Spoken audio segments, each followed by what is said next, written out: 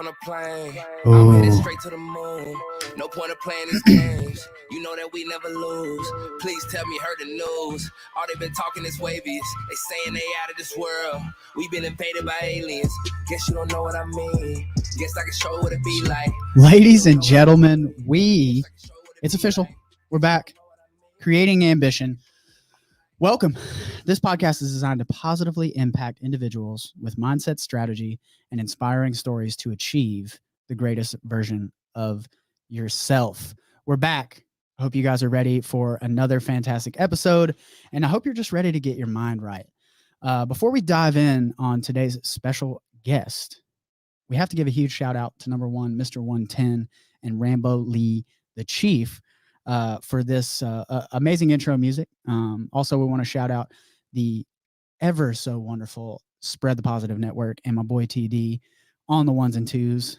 And yeah, thanks for making it happen. Also, 110 Rambo, they just released quite possibly one of the greatest albums ever put on by Forbes. Forbes did not say that, but they should say that. But yeah, definitely give them a check out. We'll put that in the show notes. We're going to dive into a few audience questions, but first, let me introduce the specialist guest that we've had. This is actually our first interview of 2022 and season 2 of Creating Ambition. So I want you all to join me in welcoming a Navy-brat, a husband, a father, entrepreneur, designer. I could keep going, but really to end it, he's overall a health and life enthusiast, Mr. Daniel Crowson. Is that it? Yeah, Big DC, how are you, man? Good, man. How are you? Man, I couldn't be better. I appreciate you being here today. Thanks for having me. I'm really excited about this. We've texted a couple of times, and I've told you I'm pretty pumped. You send in a bio, and I was like, all right, now I've got every question known to man, so I'm ready to go. Yeah, we just connected at the shows. Yeah. Yeah, we got to do it. Yeah, ready to go. So that we got 2 audience questions. I'm going to answer, and I kind of like you to chime in because actually this kind of fits your background a little. Sure. Brought into our sent in from my good buddy Keith Duggan. Who is your favorite UFC fighter? Man. Do you still dabble in martial arts? We'll get into it, but no. Not okay. That I wouldn't. I would sure take on a private student. I'm starting to teach my son. Okay, nice. After several attempts in the past, but your kids tend to not listen. You don't say anybody else except for yourself. Yeah, definitely. Favorite UFC fighter. I'll take a lot of heat for this, and I'm going to say Conor McGregor. Okay. This is exciting. Why Conor McGregor? He fights within himself. Okay. I'm a Jeet Kune Do purist. Always evolving fight within your creativity. Right. True expression of yourself, and he goes out there and he just doesn't have a continuous style. Yeah. I don't know the guy. I don't what he does off out of the octagon. He's crazy. No idea. But as fight wise, it's just fun watching. Definitely. Yeah, I would say is that the only one? Top. I don't know. Is that your top guy? Of the new guys. Okay. They're just I just watch them. I'm in awe. Yeah. They're it's a different sport than even I started is. watching. Gosh, probably 3 years ago. It's a different sport. Yeah. Oh yeah. It's a completely different sport. I would say, I mean, oddly enough, my all-time favorite is Conor McGregor. He actually, God, talk about a mindset specialist. That guy's on another level. Yeah. Conor is definitely the guy. I'd say, man, probably right now it's tough to say. Kamaru Usman is pretty daggum good. That's going to be some good fighting. I kind of like Israel Adesanya.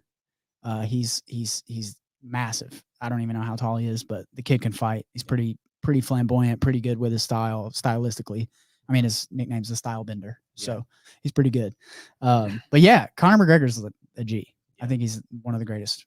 We're in such a good time and have been for a while to witness another renaissance of martial arts, and now it's just continuing. Coming from the 80s and starting in martial arts in the 80s and the renaissance there because of like some of the Bruce and the end of Bruce Lee and the Karate Kid movies. Yeah. And so that kind of died down, and then just to pick back up with the Gracies and the UFC. So it's cool to witness another rebirth or renaissance in martial arts. Yeah, definitely. I've got some questions about that. So, but we'll dive into that. The second question was, Any New Year's resolutions? Like what's new? What's a couple goals, resolutions, things that you're kind of doing for the new year? Oh, man, this time last year I was at a surgery pillow under my arm. So Okay. just fortunate to be healthy and just to see where that takes me. Of course, you always want to put on more muscle and lose Absolutely. more fat. So I was dieting a long time. I didn't want to blow up having surgery, not having to my activity going way down. I didn't want to put on extra weight. So I dieted for the longest of times. And then I was good to go this fall and winter. So I've eaten a little bit, put on, about 15 pounds. I feel Nice. good. But then, you're just going to take it off again. For sure. Yeah. So it's just the everlasting evolving cycle. I love it. Yeah. Put on muscle, burn fat. Get ready for the beach. Yep. And then grow that beard back out, go back to hibernation and do it all over again. I like it. There was a couple I had, oddly enough, I took a little bit of time off from social media. So I definitely want to get back on, obviously with, the brand, the podcast and a lot of different stuff that we're doing. I want to get back on social media and really kind of change. I know I'm not going to change the world in a year. But I'd like to put a different perspective on the negativity of social media. So I'd like to do that. I'm definitely going to be a 4-day-a-week gymmer all year long. That's been my overarching goal or resolution is like whatever I do, just do it for the whole year. Yeah. So like if I'm going to maintain health, like just be healthy all year, maintain a 70-30, healthy versus my McDonald's binge or Taco Bell binge every now and again. But just maintain it 30% of the time and really just be on board for everything else 70%. Consistency, man. Yeah, it's tough. It's tough. So man, we're gonna dive right in, people. Dan, we met. Gosh, was this 2020 or last year? I'd say we met this past summer. Yeah. So we are in the same fitness industry, going from bodybuilding show to bodybuilding show and all that. But you are now a CEO of Crow Nutrition, which if you are on the video portion, you're going to see this lovely setup we got here. So before let's take it all the way back, before Crow, before you were graphic designing, before all this pronounce what the martial arts was? Oh, which Jeet Kune Do? Jeet Kune Do. That's what you just said. Yeah. Okay. Before all that, let's take it back. So you said you were born in 1973. So that makes you the ripe young age of 48 years old today. 48. Living the dream. If I look like that at 48, I might run for president. But let's take it all the way back. Can you remember may you get closer? Oh, yeah. Pull it when you I'm sorry. Yeah, no, you're fine. Right there. That's perfect. Let's take it all the way back. Like, can you remember of your earliest or first like childhood passions? Like what's something that really just like you were just enveloped with at a young age? Drawing. Yeah. Okay. Yeah. Every night lying on the floor, drawing superheroes, drawing Godzilla. Really? Any characters. Oh yeah. Cousins come over, same thing. We're on the floor, we're drawing. Right now, your whole family artists, or were you just kind of like the first one? They're artistically inclined. Nice. Musicians, pencilers, seamstress. Really? Yeah. So you got so what brought you into drawing? Like what just did you? This is not a stab, but were you a Bob Ross kind of guy, or were you? No. This was I guess my mom, just being a stay-at-home mom, giving me activities to do and just going with it. Nice. And I really don't know, but it was just something I always did. Something about drawing that got you in there. Yeah, I kind of liked drawing. That was kind of like one of my first. I wouldn't say it was a passion, but I always drew like Dragon Ball Z characters, and I didn't even really like Dragon Ball Z. I just kind of drew them because they were like fun to draw and things like that. It didn't really go anywhere, obviously, but but like that. So you started. What age would you say you started like really, really drawing? Drawing. I mean, for oh wow. Well, yeah. I was asking for what? I'm just saying like just. The first time you put that pencil to the paper or whatever you were drawing with, like when did you notice like, dang, I could be an artist, or did you even notice that you could be an artist? Recognizing that you could make money at it or have a career, not until high school. Really? And then it was kind of a push to be a comic penciler. Okay. And then, you realize your worth or your quality, and when you're trying to get scholarships and things like that. And then your teacher's saying, that's really not lucrative field, go try it. But if it doesn't work, graphic design would be more of something you would try to gravitate towards. Gotcha. So, that being in the back of my head when that opportunity arose, then kind of went down that path. Yeah. So when you were kind of coming up, I wanted to stick on the artist thing for a minute, or the drawing thing. When you were kind of like, were there multiple people telling you, it's probably not the right path to go down? Like, this is, like I always heard, just speaking from a motocross perspective, like there's not a lot of money on the come up of being a motocross racer. Right. So people are like, dude, you might want to like get a job. And I was like, I got a job. I'm a dirt bike rider. It's like, did people ever tell you like, hey man, you should probably think about like what your career is going to be? And you can always draw, but like, was there anything similar to that? Split twofold. I had more of my parents saying that's not what you're not going to make any money at that, but offered really no alternative. And it wasn't until I got into a factory role and was within that little group, people identify talent or identify where somebody could be different than just a factory person. Yeah, you're a factory worker. Nothing wrong with that. It's just, they say, maybe there could be something more with this person. Right. And one of my bosses approached me and said, hey, why don't you try to do this? Let's get you in the office and in the fold of things. And really? Oh yeah. Wow. So I owe a lot. Yeah. So that's what I was about to ask. That was my next thing. So we'll skip forward a little bit. So through high school, you were, would you say that you were more ambitious and kind of goal driven in high school, or that really kind of hit after? I was a fool. Really? Yeah, just a dumb kid. What? Just there's no. I mean, coming from a split household, and a single parent situation, then moving to another single parent situation. Right. You're kind of just in the middle, and you're not really dealt with, and you're just there. It's kind of floating. Yeah, and that's millions and millions of kids. They just that's the one of the bad things about divorce. You know what I mean? Yeah. So that's what actually I was about to ask you. What age were you when your parents split? 10. Okay, so I was Houston. Oh wow, so you were in Houston at the time, because you had already moved.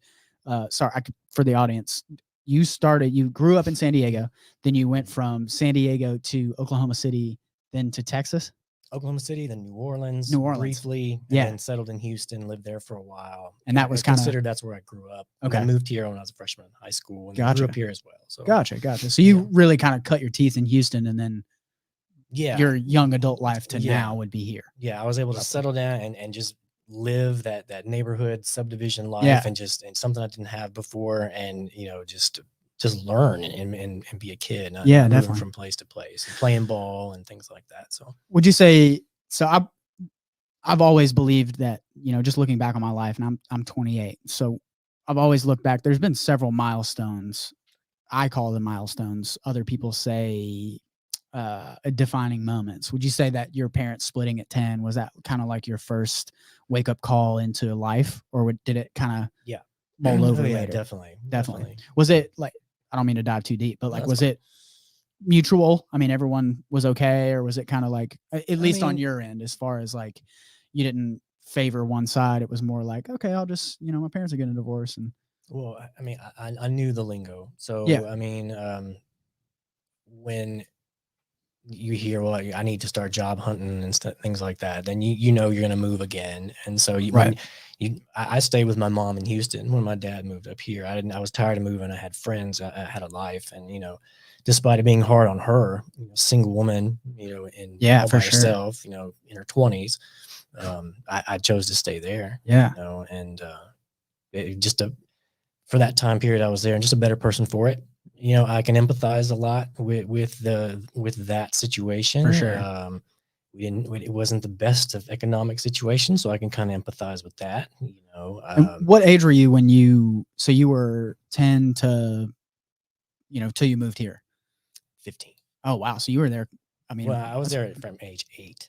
Oh, wow. To right at 15. Wow. So, but you were there kind of understanding life through just you and your mom through that. I mean, that's a tough 4 years. It's a crazy place too. So, and just, but I loved it. Yeah. I love the hustle. I've always heard speed. Yeah. I've always heard that. And I've always heard, it's very similar. Like I've always heard it's pretty similar to Nashville, like very, weather and just kind of things like that. What kind of sports did you play when you were in that age range, 10 to 15? Mainly baseball. Nice. Love football. Okay. I just didn't have the body for it. I was pretty small. Yeah. But mentally, I saw and understood, but the body just doesn't follow. So it wasn't until out of high school where I could whip things into shape and Definitely. play a little amateur ball and stuff. So nice. So last thing before we kind of move on from there, I'm really big on those defining moments. Like I said, my parents split when I was probably 13. My dad was always deployed. Mom was a stay-at-home mom. So I got a lot of different perspectives from that. What would you say if there was one thing, multiple things, what was your mindset? Like what was something that kind of kept you going? That kind of gave that was your light on the perspective?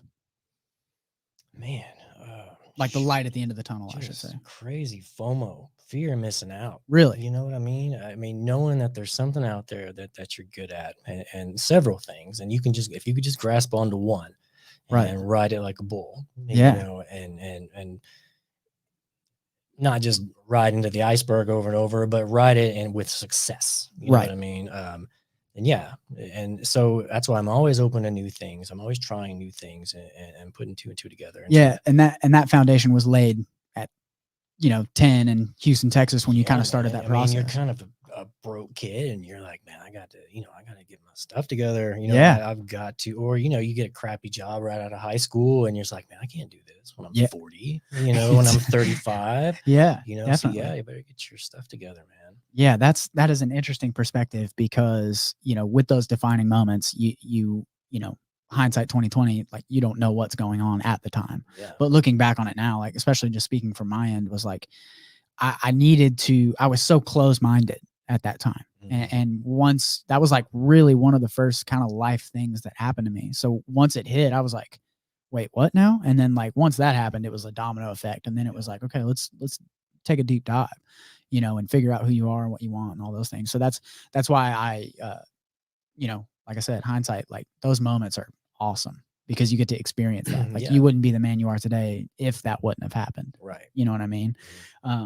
So you're 15, you're in high school, you graduate out of high school. That's when you started your factory job?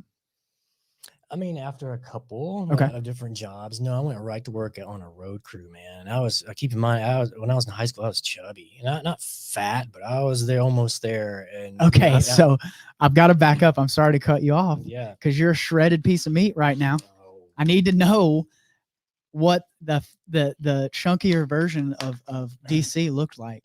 Or what just life pictures. What life looked like as a chunky version. It was terrible, man. I mean, I'm not gonna lie about that. Sugarcoat, and try to be acceptant and such. I mean, if that's you, that's fine. Right. But it wasn't me. It wasn't the version of me that I wanted to portray. I wanted out there, I wanted to be, and I didn't know what to do. Really? But looking back on it now, going from a very active situation, in past Houston, we walked everywhere. We played ball every night. It was nonstop. And even then, I was kind of on the chubbier side. So when I moved here in the country and did nothing, and the activity's gone. So you just pack on those pounds. Oh yeah. So would you say it had anything to do with your family situation or anything like that, or was it just more of just? I chose to move here. I chose okay. to come and thought things were going to just be different. And they were. And I was a dumb kid, you know what I mean? But it was for the better. I came here, I became a Christian, and it slowed me down. Like I said, I loved it out there. Yeah. It was like, not a jungle per se, but just there's always something to do, always something just to go. Yeah. And here, it's a slower pace. So I just needed it. Definitely. So yeah. Definitely. So you got that time to kind of slow down and experience life in a different way. Yeah. So God, I'm stuck on this picture of you being a chubby kid. I can't imagine because you're a tall dude. Pretty. I mean, like you're taller and all that. So it's like, it's definitely crazy to think about. Yeah. I have a strange body, crazy genetics, long limbs, short body. And then, on a kid like that coming up, just influential hormones and things like that, and not the best diet in the world. And, my dad tried, he worked out, you know, he came up through the 80s doing stuff, and he would try to get me in the gym, and I just didn't. Like I just said about my son not wanting to learn from me in fighting, you know, it was the same thing. Really? You know what I mean? Yeah, It was just, I was not Definitely hearing that. Definitely. But if someone else, like your dad's best friend, said, Dan, come work out with me, or you'd be a like, buddy, yeah, or a you know, buddy. Yeah, exactly. Sure. Interesting. So is that that was your first kind of introduction into bodybuilding, right? Like you moved here, or not necessarily bodybuilding, but just working out? Man, my dad, when we going back to the divorce, he was about 300 pounds when they got divorced, right? And he had to get his game back. You know, he had to get his cred back and stuff. So he started hitting the gym, and he bought a home gym and getting all the magazines and cataloging the diets and stuff. So I would go with him and do my homework when he'd go to the gym, or I'd see everything. This is during the 80s when the Jazzercise and all the bros and that's where it originated. Yeah, pumping iron, literally. Right. So and I love the pictures in the back of the magazines, you know, like the Boris Vallejo pictures, the Conan, or just the overly jacked dudes, and I'd just be copying them. Yeah. You know, so I loved it. So this is early 80s into the 80s. Nice. So that was your first kind of introduction into the fitness world, or I mean, really just. Yeah. I mean, even before that, I mean, we'd go to the supplement stores in Cali and the health food stores and such, and the little Tiger's milk bars. I think they still sell them. Oh, wow. Yeah, I was raised on those. What was a supplement store in the 80s like compared to now? Because you have a supplement for just about anything you can think of now, and they're probably formulated to where you can't even taste it. Like, I'm sure back then they tasted like literal dirt. Yeah, you know? I would sneak my dad's stuff, and I liked the chalky bitterness. Really? Yeah. Interesting. But the stores are holistic. Lots of incense, teak wood type stuff that I remember. Yeah. Just a few brands for nothing exercise. crazy. No. And he was big on the amino acids, ornithine, arginine. Oh my gosh. And him and all his buddies got on this, and they lost all this weight. And it was just, I was introduced to, hey man, you can really buy things. I can assist you, because he ate like nothing, really, and exercised and took the supplements, and I was just like, okay, all right, dang, yeah. So I mean, obviously, flash forwarding to now, this was obviously your calling, you know, at least a calling to kind of hope it to be, sure. to work into the fitness industry. No, I mean, I would say it is. I mean, you're doing it. You have a physical product, you have a brand name, like you're doing it. You could make $1 a year and it's still a business, and you're still rocking and roll. Hopefully, I know you're not making $1 a year, but I'm just saying, like, it's definitely your calling because it was laid out for you. I mean, I have an interesting question because it is an interesting perspective, but like, what was it like watching your dad kind of go through that transformative process? Because you said, I believe he lost like 100 pounds, right? Like he was 100, a little over, Yeah, sure. I mean, just go from 300 to being an offensive lineman to now a linebacker. Yeah. You know, like, what was that like for you? Like molding, like how did it mold you, I guess, did it have any residual effects like for like your work ethic or anything kind of like that? Yeah, it let me know that there was something in reserve, that if my dumb ideas didn't work, then that did. Yeah. You know, you could kind of like always go back. Right. And I just picked up the weights and started going. But then once I started looking at, you know, I to lose more fat and get even further, what did he do? You know, and you look back and it's just the complete caloric restriction. Right. You know, so and that was a long time ago. So you take today's science and today's dieting and mixed, you know, with that. Sure. Nice. Not to derail, this is just a personal question. What are your thoughts on like dieting in general? Like, do you like that word, or is it more of like because just from getting to know you, you're more of like, and correct me if I'm wrong, but I would say you're more of kind of like the traditional kind of holistic, like you just want to be healthy, right? Like it's no fad dieting, nothing crazy like that. Or what's your stance on that? I hate the word dieting. Well, okay. I don't believe you can diet until you are a machine. You're complete. You're at the point where you've worked yourself to where you can diet. Okay. What I mean by that is it's much easier to dial you at 175 shredded and me at 175 shredded. How'd you know my weight and how shredded I was? It's basically the same machine. Yeah. I may be taller, But with our body fat being lean, Right. it's about the same. It's a stock engine. You Okay. know what I mean? Yeah. Then you start adding fat and strength and differences. Then it becomes crazy. And then you really have to work on tweaks and such. So it'd be better for the person to build first. Okay. And by default, they're gonna start tweaking their diet and eating better. They're gonna start growing muscle and getting more to a point where they can get it easier to dial in. Yeah, that makes sense. Because now calorically, the calories in, calories out, I mean, it's in a mess. You're just started. You don't know how to dial that. A lot of that is the calories out. Right. Calories in's easy. Getting yourself on an output schedule that works, right, is just as crucial, and people don't realize that. They just think I'm just going to go whenever, get exercise done, and it's just as important as what you're putting in your mouth. So and to have to worry about both, it's a pain in the ass. So get in the gym, have small strength goals first, mirror goals. Yeah. And then by default, you're going to start, hey man, you're going to see results, and that's going to drive you to do better. So you're essentially, what you're saying is like, go ahead and start with the work, get the work going, and then slowly implement your foundation, or just building on your foundation, not implementing it. That is an interesting perspective. I had never thought of that. Were you pointing at me? Oh, I'm sorry. No, it's all right. We'll cut that out. That's all right. No, that's an interesting way. I've never heard of it.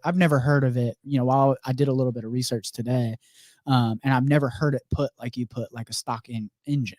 Like that's a perfect, because what a lot of people do, I'll even speak on myself, on my, journey. Even just this year, a friend of mine's writing programs for me. He's a killer trainer. Shout out to Anthony J. Killer trainer is a buddy of mine in Chicago. And he told me pretty similar thing. He was just like, hey, let's start with one thing first. Like, just go work out. And I was like, all right, sick. And you're right. Instinctually, I fell right into like, okay, well, if I'm doing all this working out, like I got to start eating a little bit better, and I've already seen results in 3 weeks in. I'm like, dang, okay. It's kind of working. Yeah. It sucks when you do it the other way, where you're like, all right, I'm going to start eating chicken and rice every day. I'm going to go in and I'm going to work out, because day 3, I'm done with chicken and rice. And then I'm like, man, this stuff is for the birds. You know what I mean? So I've never heard it put into that perspective. So I appreciate that. Cause that's, man, I hope everyone out there was taking a note on that. That's a game changer, especially if you simplify it, like that, simplify it even more, and just kind of tailor it towards your life. Do the work first, and then slowly implement broiled chicken and disgusting broccoli. Man, I'm telling you, the fasting thing, if you really get into it and you really do, if you hardcore fast, you don't eat and don't, that chicken and broccoli at 1:30 is gourmet. Yeah. You know what I mean? Doesn't matter. Monday through Thursday, you're so, and you've thought of all these meals in your head in that 16 hours, and that chicken and broccoli. And it tastes just like that filet that you got in your head. Yeah. And it drives you to do really good meal prep. Yeah. And that's huge in our house. And I'm fast. 45 minutes, I'm done. Really? Yeah. Oh yeah, man. Wow. Do you currently fast, intermittent, or anything like that? Every day. So what's your schedule? It depends on what I'm doing. Okay.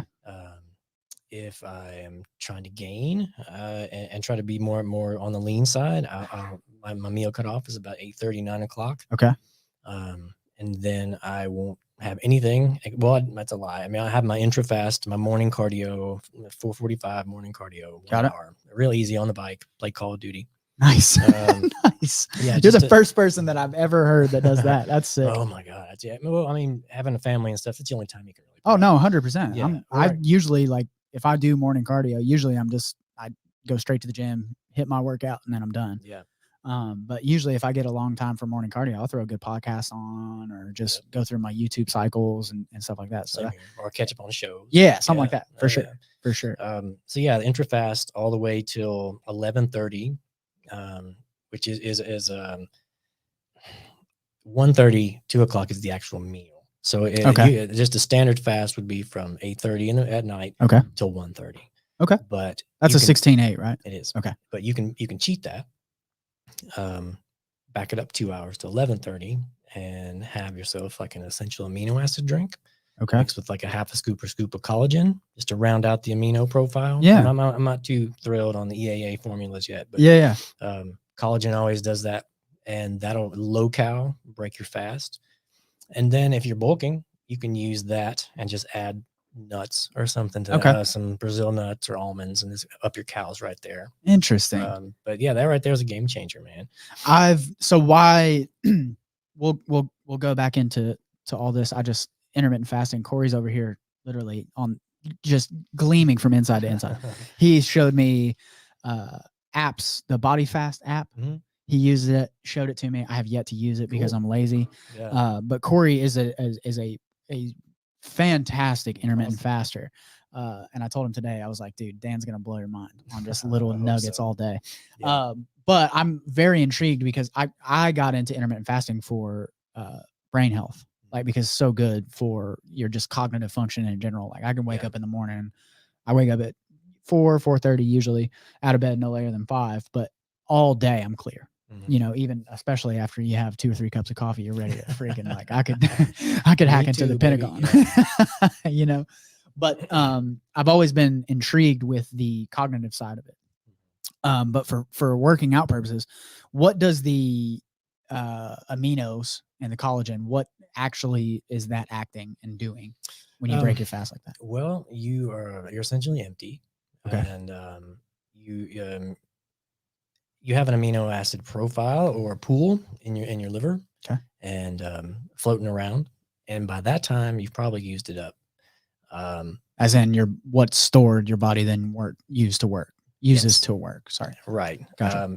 So if you're working out and you're killing it every day, your muscles are torn down, and you're trying to get into growth mode, or you're trying to get into protein synthesis faster, and it's not the fast that does it. It's the calories and the super duper controlled period of that puts you, in it gives you weight loss. You're in a caloric restriction, micromanaged, super partitioned. Yeah. Fasting alone. I mean, I fast every day and I put on 15 pounds. Interesting. I didn't give a crap what I ate. I just piled it in. So you did go to McDonald's? Nope. No fast food, man. Dang it. I cook, man. Really? I throw down. A cooker? So, my son's into this now, so we just stuff That's ourselves. awesome. So, yeah. But getting back to that, you're breaking that fast earlier to get into the growth mode per se faster. Interesting. So if I was still just maintaining my 16-8 and not jumping back those 2 hours, could I still break my fast with an amino and collagen scoop and still break it that way and still maintain if I was shredding? Could I still shred if I had that to break my fast? Yeah, just factor it. The collagen has a few calories. Okay. So gotcha. if you're tracking your calories, gotcha. then, you have to track that. Gotcha. I went for one of the things that I'm actually getting back into with my fasting is breaking my fast with high antioxidants, like just fruits, kiwis, like kiwi, strawberries, banana, and something else. No, not carbs. No carbs? No. Okay. Yes, all the time. Carbs. Oh, okay. I was like, wait, what? No way. That's rare in the fasting crowd. Most people gravitate towards the keto stuff and staying away from carbs. That's ridiculous. I think that I go back on my carbs because I'm a carb freak. Like, I love pastas, and like I'm really bad with chips. I think chips are like, I eat them more than candy, and I love candy. Yeah. But like, I've been backing down on my carbs, just especially for brain health, because that's even, having carbs is good, but like having too many carbs actually slows you down. So I'm trying to get away from that. But breaking it with antioxidant, just high fruit, like good fruits, veggies sometimes, and like a green shake or something like that. Yeah. So that's a very interesting. I'm gonna try that. We're gonna have to do a fast now, Corey. It's game time, baby. I'm gonna gain some weight. I do recommend people hardcore fast and be hardline about it. Yeah. I mean, do 16-8, no cheating. Why not? Why not try it for 30 days? Yeah, just figure it out. Yeah, or just do it. Just try it, and just know you don't have to be that strict all the time. Right. But you learn a lot about yourself. Can I do this? Definitely. Yeah. So the cleansing effect, the holistic effect. I mean, who knows? I know when you get into the 60-day, 30-day, or the 4-day fast and things like that. And sure, I mean, you're working some stuff through, but I don't have time for that. Yeah. See, we were talking about that off mic, how I'm going to do a fast for church. And I really have been, like, again, goes back to Corey. He's my fast guru.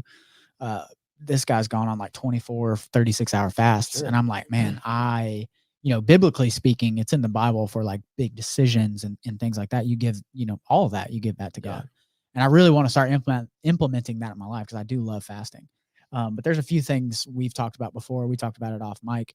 I want to try the water fast. Do you know anything about a water fast? I know that it's keywords on my Amazon post. Okay. For IntraFast, Yeah. but no, I'm not stopping water. No? Man. No, I'm saying a water fast where you only intake water for 36 hours or 36 to 72 hours. Yeah, I mean, I've done those. When I first got into this when I was 40, there was the fast is what did it. Really? The Jump started and kind of hard line, no insulin, blah blah blah. 36-hour fast was nothing. Really? Yeah. Gosh, that Nothing. seems like It's a mountain. here. I say that to you every time, don't I? I'm like 36 hours. It's all right here, and you keep telling yourself, "I'm burning ketones, and I'm burning, right. I'm into autophagy and things." And maybe, but I mean, that was hundreds of pounds ago. Really? That I gained and lost and gains and lost. I mean, right. It's just a cycle. So, right. You know, I think it's cool to test yourself, but don't get too crazy. Don't get too crazy. Yeah, definitely. Yeah, definitely. So we'll jump back into the story. Sorry, that was a side note. But another thing to take away here's a we'll wrap it into the mindset thing. What's your biggest key mindset wise to power through fasting? Or to get through fasting. I don't like using the word get through. Let me rephrase that because I have a positive perspective mostly. I'm not going to lie. I've spent many mornings at the end of the bed about to leave for work on a blood sugar low. Really? I didn't know if I was going to make it. Wow. You sit there and you splash some water on your face. You take a chug of water. This was before IntraFast. Yeah. And you just go. And you see, all you got to see is body fat. If you got body fat, you've got fuel. Yeah, that's a good point. It's all right. That's a great point. It's your body and your chemicals and stuff just saying, "Hey man, what are you doing?" Yeah, it's a subconscious. It's your subconscious mind telling you it's not sustainable. Right. And now I still get them, and it's nothing. Yeah, really. Right. And then in between then and now, I used to like it. Right. You know, like. And I thought I'm burning fat now. Yeah, you know definitely. I mean? Yeah, and, I'm finally working. Right. Yeah. And whether I was or not, who knows? Right. You know, right. But the mental aspect. I love it. That's my biggest thing with really anything. Like if it challenges my mind, I'm way more intrigued about it anyway. So if it's anything physical, I'm like, but if you got to implement a little bit of mental toughness to it, I'm keyed in. So that's honestly why I like and started intermittent fasting. Yeah. Was like, just let me see if I can talk crap enough to myself where I can't do it. I mean, it works amazing for the office person. Yeah, I bet. I see what you're saying. Yeah, I mean, you're going to work, you're not doing much, you're just sitting there, right? And you're not expending energy, and whether or not the stress levels, you're at a 0 point. I'm not worried about food right now. I'm worried about work, letting my hunger build, and then at my typical lunchtime anyway, at 11:30, right? And I've shaved off any mistake I could have made, any calories I would have had that first third of the day. And you really have to be a butthole about it to gain it back. Right. You don't have to pack those calories in that, that you take the loss. Yeah. And there's your deficit right there. Dang, man, that's good. That's good stuff. Corey literally, I can see his hand smoking from all the notes he just took. So we're gonna get back into it. We were in Houston. We moved here. Here is where you found the factory job, kind of broke into that. What got you into martial arts? I wanted to dive into that because I was just super curious. The first wave was in Oklahoma City. I was a new kid, and this kid just clocked me in the face for turning in a dog. There was a stray dog, and I went to a teacher, and I turned around. And in front of the teacher? In front of everybody. Yeah, it was a huge playground, and then just one shot. And KO? Knocked me down. He put me down. So I went home, and my dad was like, "All right, man, let's go." And he had done some stuff in Hong Kong and stuff like that. So he took me to a Taekwondo place, and it was rough at first. It was. What belt did you get to in Taekwondo? Purple. See, I was a blue belt. So yeah, I don't even know the stages. Was a blue belt before that? I don't even know. That's interesting. So you started Taekwondo was the first. I did. Then I got really good at it. Really limber. Yeah. Just took to it. And then we moved to Houston and did some classes here and there trying to find a school, but never really. Nothing stuck really. Yeah. And I would train. I still had my pads and things like that. So I'd peck around. Yeah. And then it wasn't until, well after high school and such. And my wife had walked into another Orbit health food store in Mount Juliet. Okay. And this dude was working there. And he's like, yeah, man, I'm 2 generations away from Bruce Lee. My instructor was one of Bruce Lee's first people. And Whoa. I do Jeet Kune Do sticks, and I do Muay Thai, and we work in like this old school place in the woods. I was just like, cool. So always been a huge Bruce Lee fan. Yeah. And you cannot pass that opportunity up. So I went, and I was just, there it was. I mean, everything you'd seen being done in the old black and white Bruce Lee stuff, we're doing it. Wow. And That's you're crazy. just like, okay. Did you ever compete in it or anything? No, I did tournaments in Taekwondo and things like that. And, this was mid 90s. So just finding it was a chore. And then, once I got into Muay Thai, I'm not gonna say it was illegal. It just, you couldn't do it. I mean, you couldn't do elbows, couldn't do kick to the legs, and Yeah, this was, I guess, before the UFC, right? I mean, before. Right when it was starting. Okay. To come Gotcha. But yeah, just took to that, and then just working out and having that background, I would split off and do the Muay Thai classes afterwards, and just kind of gravitated towards that more. Because I was young, I was just ready to fight.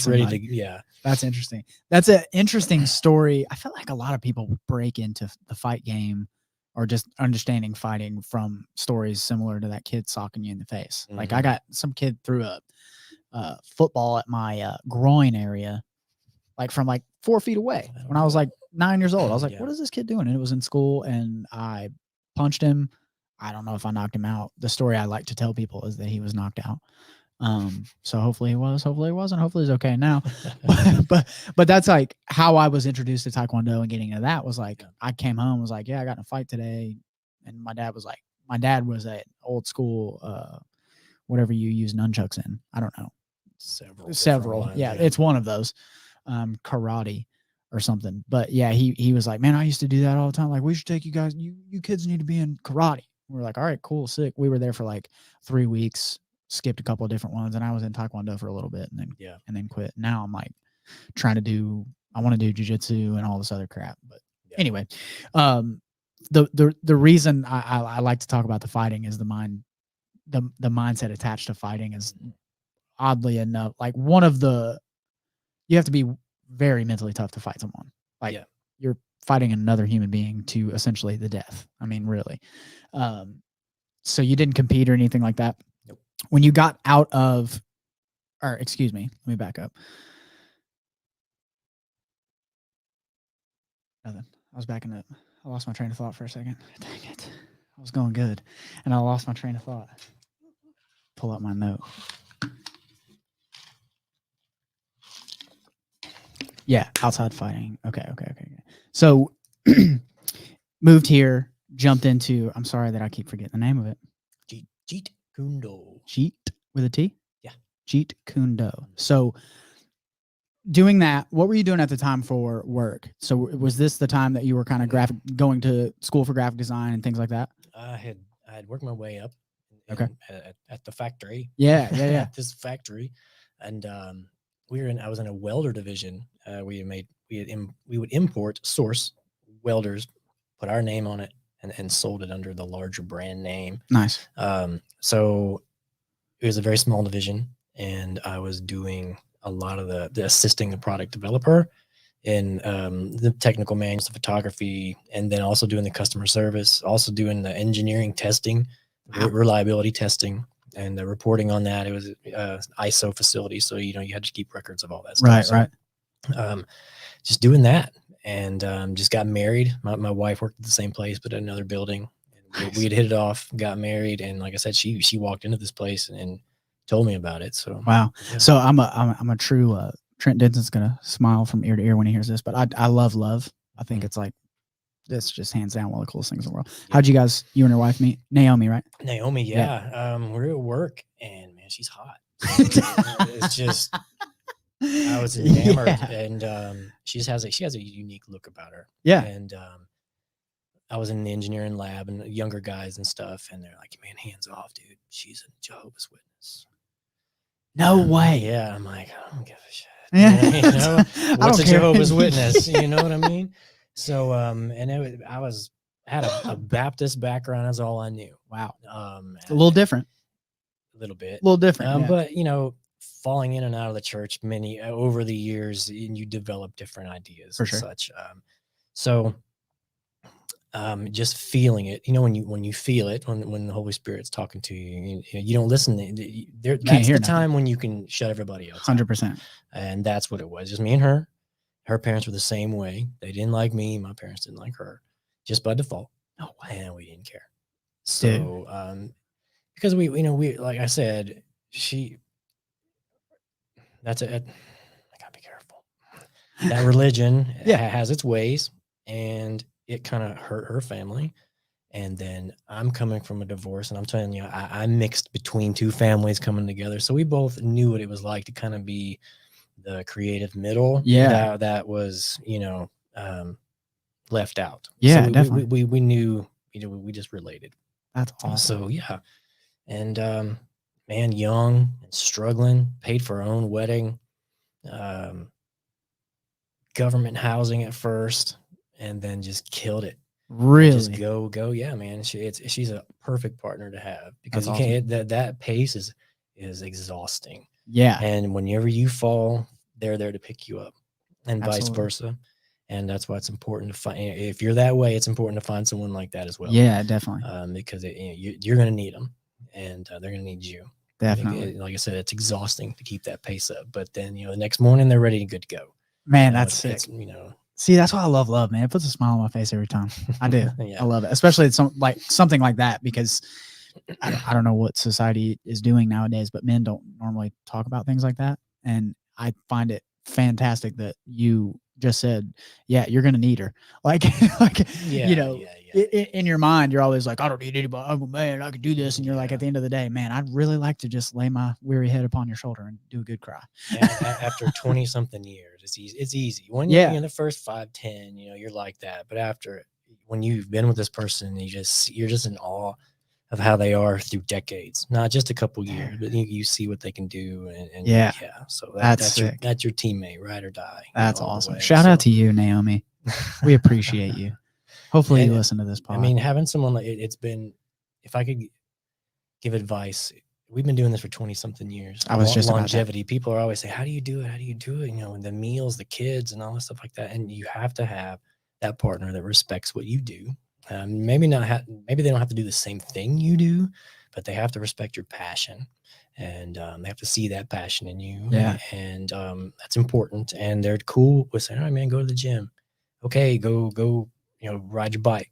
Right. Go do whatever. And you have to be really cool with them doing the same thing. Yeah. So that's tough, man. It is. It's both ways. And yeah, she's been awesome. That's sick. If any relationship is out there having trouble because of this, just work on not being selfish. That's all I can say. You just have to give it up, or you have to, you know what I'm saying? It's the servant heart.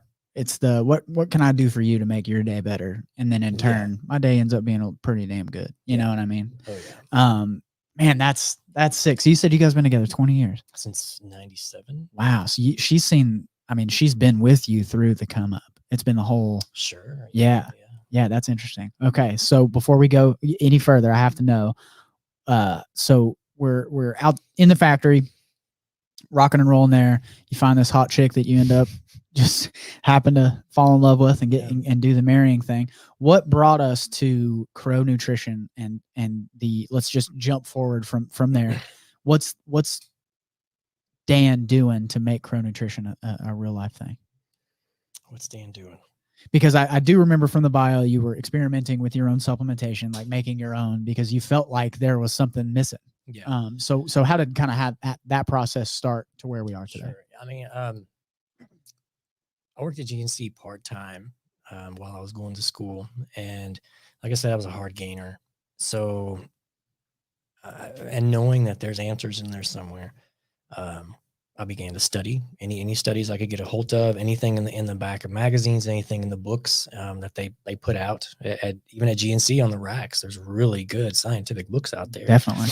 And the magazines come out with all these new compounds, and you see what the studies are, you know, their dosages are way above what these companies are putting in the scoops or in the pills.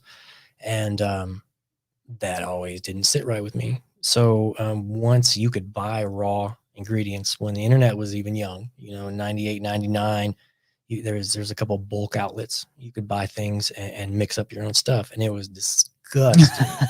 I mean, it was gross, but if you mixed it with already existing products, you could get by. Yeah. And the difference is obvious. You know what I mean? So that's where I always was with it. And you know how it is. People ask you advice and they say, hey, you should start your own thing. And Yeah. so I wanted to do it modestly. I'm no chemist formulator, degree holding person from Harvard. Right. I know what I know. It's some really cool stuff. And I'm trying to share it.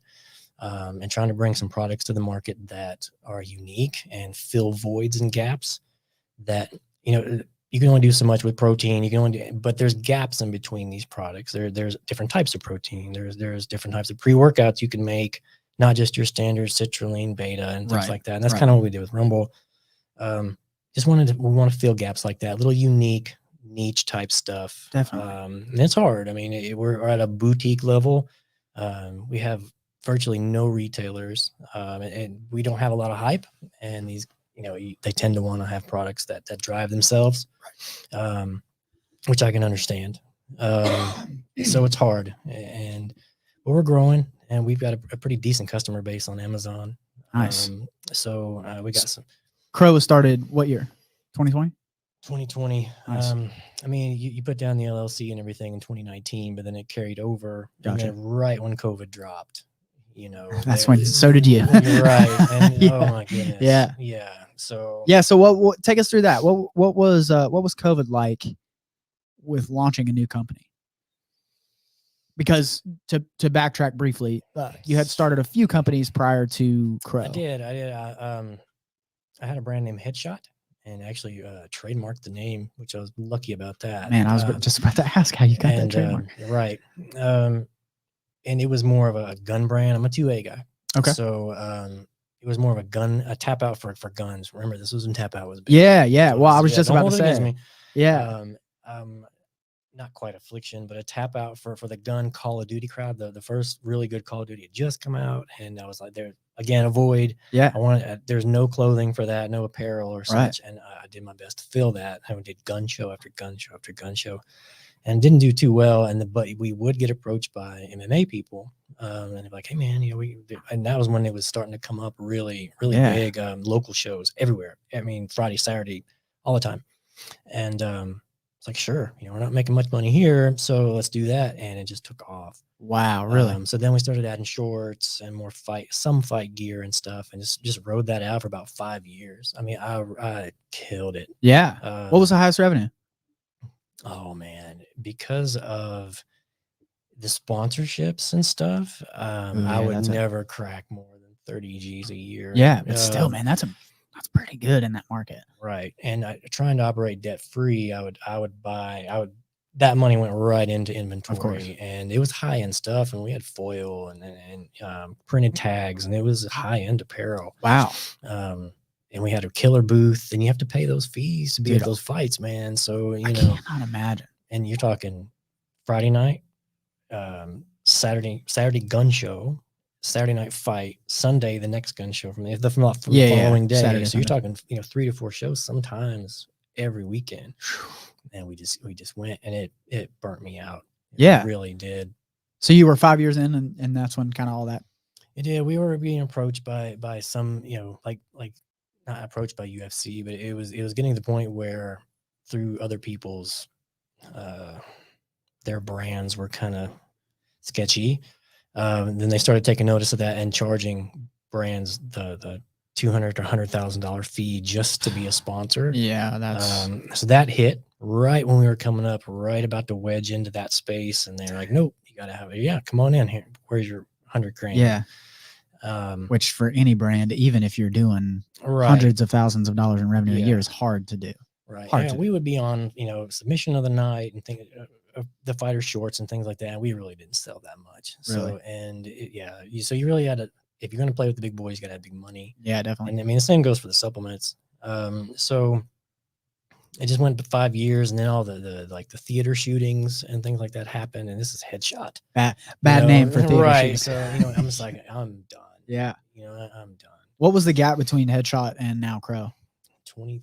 Oh, so it was 2013. pretty big. So, Oh, 2013. Got it. Yeah, got it was the So, last show we did at Municipal. wow. Yeah. Man, you ever miss it? Yeah. Oh yeah. I love, and it's not really representative of the couple shows I just did, but For sure. I love talking to people. I mean, I learned so much just grassroots talking and Oh, selling man. and just, I love it. I would say that's where my energy is of the most Yeah. highest, because I can run around those places like a kid in a candy Yeah. store. That's probably what I missed about this past season doing Crow. We didn't have a lot of traffic, and I just didn't get, and plus you have COVID. So you're not trying to be like, hey man, Yeah. you know? So Yeah. So I didn't really get to talk to people. And Right. So I don't know. I just felt I came off real solemn and, Yeah, and no, a retreat, you know. So, Yeah. I remember hearing about you. You know, obviously I was a former marketing director of Nutrition Factory. So one of my jobs was to find the next brand, and like, we all collaborated on that. And I remember hearing about you through that and through Hans with Tennessee Pre, and that's my guy, man. He's awesome. He's my guy. But yeah, that's how I linked up with you at the shows. And I knew, honestly, I saw you on social media with like, I am a sucker for branding. I'm a brand entrepreneur first. Yeah. And like, you always crush it. I remember the first thing I said to you was like, man, I've seen your brand. It looks awesome. You know? And that's just like my favorite thing. So, and then meeting you, like, yeah, no, I wouldn't say you were that way at all. I would say that your energy is pretty high at those shows. I haven't, the people in my circle, like you fit in that, like our circle in the Tennessee bodybuilding world. I don't know of anybody that doesn't like those shows. Like, even if we all lose money, it's still the most fun shows you could go to. Yeah. Like the last few, we didn't do great. Like we didn't shut the world on fire, but I had such a great time. Like I got to talk to you and all of us, during intermission, we're just goofing off, and all of those shows are great. Yeah, it was cool. But anyway, so 2013, you close the doors on Headshot, and then that's what brings in the filling the gaps of the fitness supplement industry is now Crow. Yeah, I went through a bunch of surgeries, had to stop and pause, major surgeries on my knees, shoulders, had this shoulder done. Like I said, I had to slow down. Yeah. And I was still doing martial arts back then, so it was just hammering on my body. So, just slowed down and just kind of went back to work. And the normal job I have really picked up pace and switched gears and got to do work with some really good clientele. Yeah. And we do a lot of sports teams and locker rooms and D1 type stuff, conventions. You just get to work with some really cool clients. Definitely. And that's hard to cut ties with. I was just about to say. So just grew a little bit more as an artist, especially as a technical designer. I can draft an illustrator. Really? Yeah. Wow. Yeah. So if I can't figure it out, I'll figure it out in Illustrator somehow, way, shape, or form. I'm at that point now. But yeah, I just grew more, and then got to the point where that product developer in you just takes over. Definitely. And the fasting thing, at the same time, when I was 3 or 4 years into it, I'm like, man, this is just calories.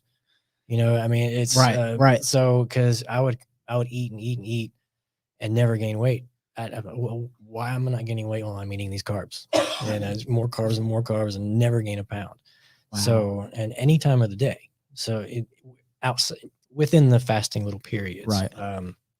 So I was like, all right, let's do a drink versus coffee. Coffee makes your damn breath stink. It was hurting my digestive. So I took a couple of drinks that were already out there and mixed them or took them, and they were cool and all, but they would tend to make you hungry. And just looking at the ingredients, a lot of extracts, a lot of vegetable extracts, things that they're trying to feed antioxidants. They're trying to feed you or fill a void there. They're not meant for fasting. They're meant for fat burning or such. Interesting. And that's what they're doing. So I would take those out, and just got to the point where like, let's try this. And then you see the ads. It just so happens, you start verbalizing, and all of a sudden you start seeing ads on your phone for low minimum order quantity. Oh yeah. Your own supplements. I was like, let's do this. Let's check this out. So that's where it went. It took about a year and a half, 2 years to get the gumption to do it. Yeah. And put things together. First product was IntraFast, correct? It was, but Sugar Shuttle actually produced first. Really? And came out first. Yeah.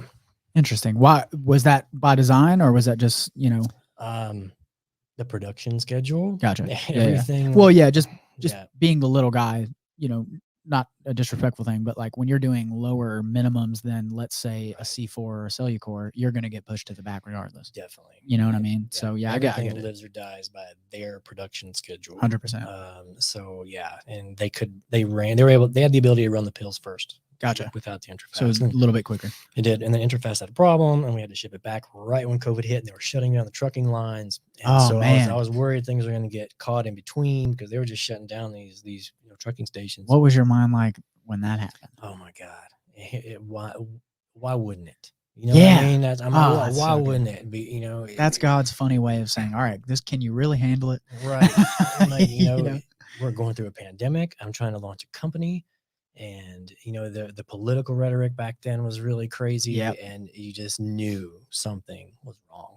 Wow. And I was just, let's get that inventory back in here, and I'll regroup and think about things later. Right. Let's get that in here. Yeah, it was super scary. And it successful launch, obviously, because we saw you at shows. And it was things. decent. Yeah.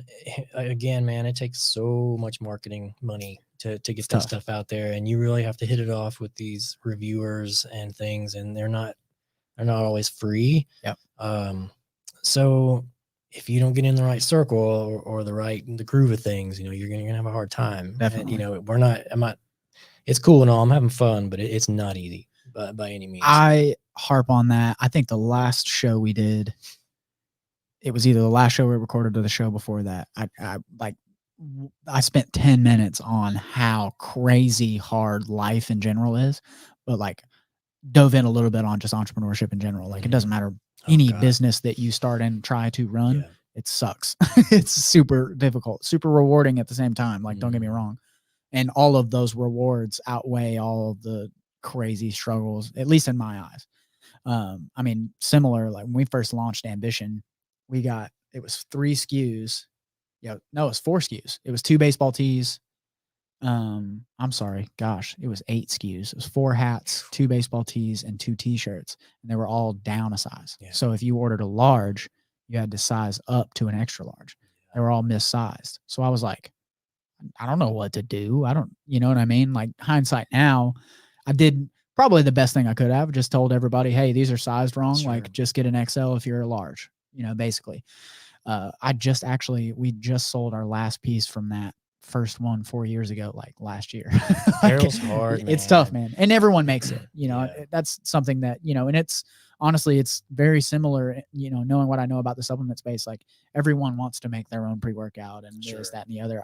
That's why I like companies like yours and guys like Charles Rucker and Hans and NutriFit and all of those brands. I feel like, you guys feel like exactly like your mission statement, like you're filling the voids of what people need essentially, which is another reason why I love you guys and all those great companies. But it's hard, man. You're not like it is not, it's just like getting hit in the face. It hurts. Oh my God, it hurts. It is when someone questions your formula, or they maybe want to return a product, or they pass you by at the booth or something. You're just like, it's gut wrenching. Yeah, it's gut wrenching. You try to play it off. Yeah, down deep, man. It hits. It does. It hits. I've never done fighting, but just being so intrigued with the sport in general and just fighting.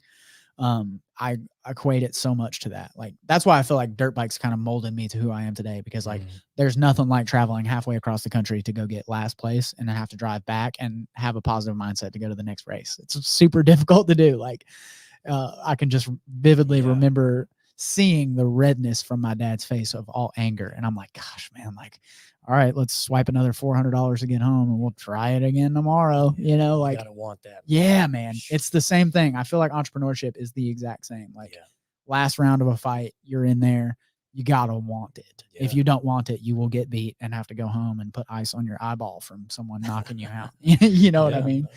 So, man, I appreciate you. And this is why I appreciate you. You are, every time I've ever talked to you, super genuine dude, but also like, I appreciate every person that's ever wanted to have the gumption to like, just want to start something. Yeah. And dude, I, like I said, I've been a fan of you and your brand ever since I've seen it. Yeah. So I appreciate it. Same here, man. I see you back there. I see you. that lineup you put out this morning, that was tough. Crazy. Yeah, it. guys, just in case you haven't seen, we have some the Champion Series. Yeah, it's sweet. NFL colorways for the top 8 seeds of the NFC and AFC. It's pretty sick. You know, it's just something a little different. Gotta sprinkle in some goodness every now and again. But man, we're gonna wrap up here. But before we wrap up, we have some burning questions. Okay.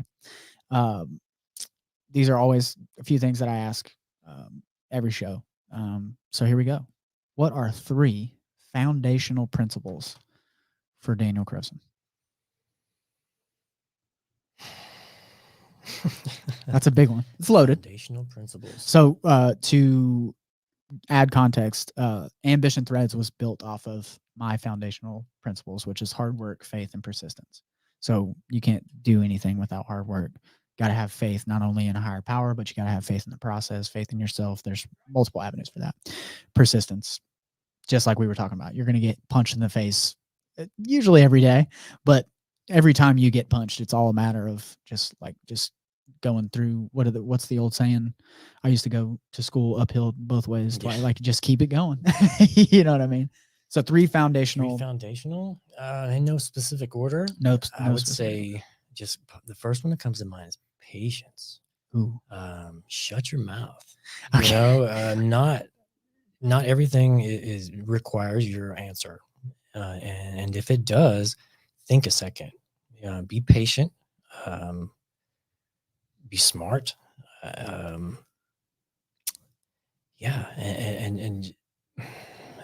I can't stress that one enough. Mistakes made on a whim's notice have started wars. You know, that's true. So take that to example and know, that little fight that you're having in your living room and or at your employer or whatever you're going through at the gym. Take a second, be patient, and see what happens. Most people don't think that they have time for that. Like that's the weird thing with patience is like people are like, yeah, but like I don't have time for that. It's like, dude, if someone comes to you or there's a problem presented, you have all the time in the world that you need. Yeah. Well, you know this is a life virtue. So yeah, I mean, obviously there's for sure. there's specificities, it can change, but patience is huge. For sure. I've made many of different decisions 24 hours later that came out in the positive that would have wrecked me otherwise if I would have acted on a whim. Definitely. I love that. Or shot off at the mouth. I love that. So patience is 1. 2 to 3. So if you don't have 3, I get it. Come up with them. Be hard. Be a badass. Okay. You're a machine. You're meant to be a machine. All these people running around looking like superheroes. You can be the same way. There's a reason for that because you're awesome. You were made awesome, and go be hard, man. Dude, be a badass. I want that one on the YouTube loop. We'll just play that one all day long. Well, we're all individual at it. Yeah. You don't have to be the same as the other person, and you can be badass in your own way. But don't just sit around and wait. Go be something. Go be hard. I like that. I like that. Patience. Be hard. And don't settle. Don't settle for things. Don't let people tell you how good you are, what you can and can't do. I mean, obviously you have to be smart about it. Parameters. Right. Yeah. You have to work within the context of things, but don't let people define you or tell people what you can and can't do. Man, that's 3. I'm gonna steal those.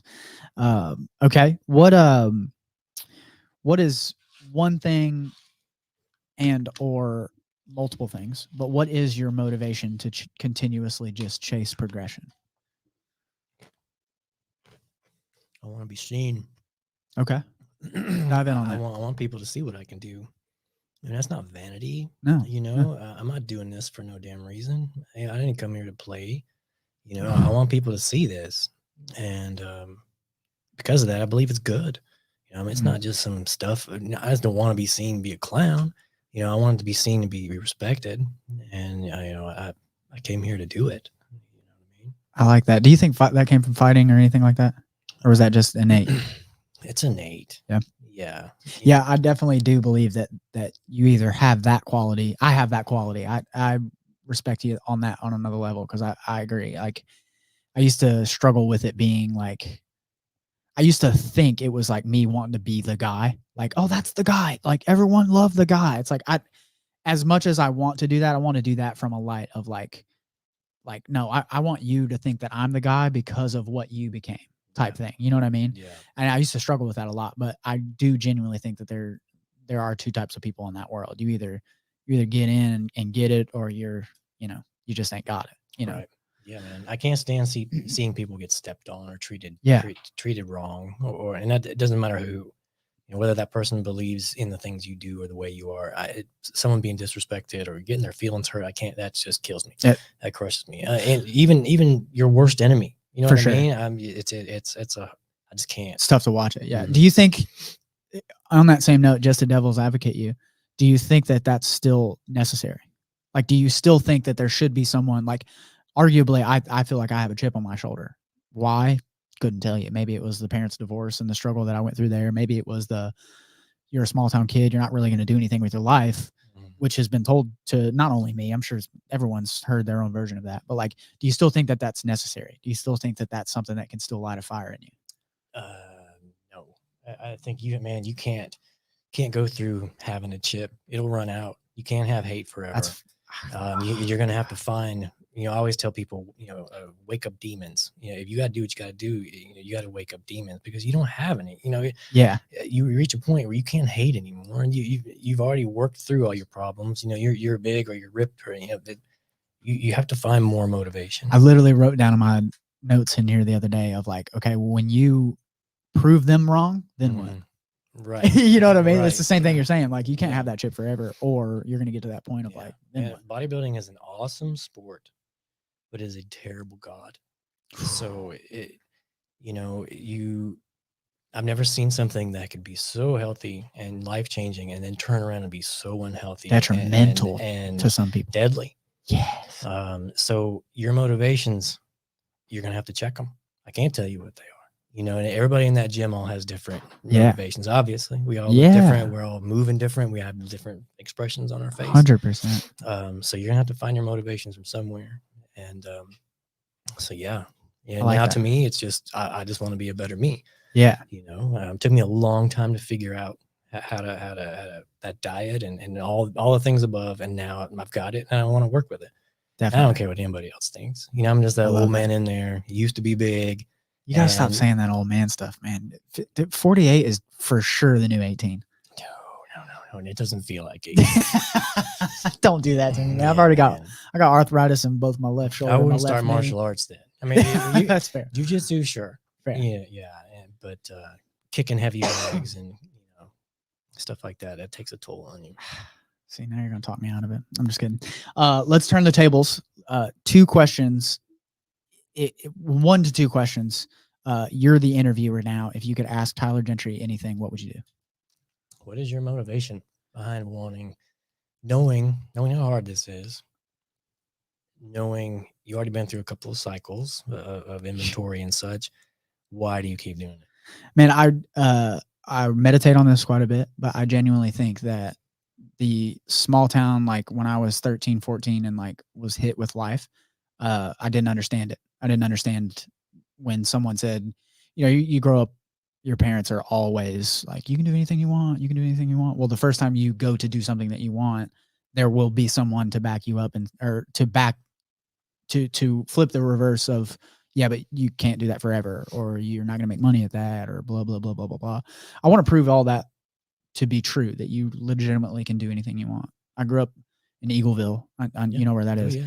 1 stoplight. We have 1 restaurant. We have multiple restaurants now, but like we had 1 stoplight, 1 restaurant. And like, I want to come out of there and show that next kid, like, dude, you could crush it at life. Like, it doesn't matter.